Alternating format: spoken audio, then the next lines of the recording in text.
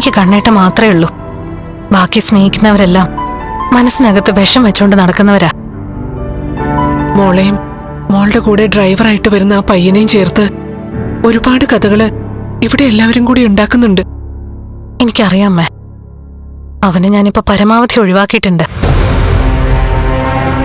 അവന്റെ മനസ്സിലും വേറെ ചിന്തകളൊക്കെ ആയിരുന്നു.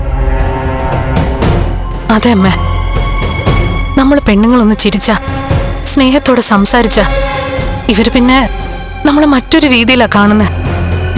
നമ്മുടെ ഭർത്താക്കന്മാർക്ക് എന്തെങ്കിലും കുഴപ്പമുണ്ടെങ്കിൽ പിന്നെ പറയുകയും വേണ്ട. എന്റെ കണ്ണേട്ടനെന്ന് പറഞ്ഞാ എനിക്ക് ജീവനാ.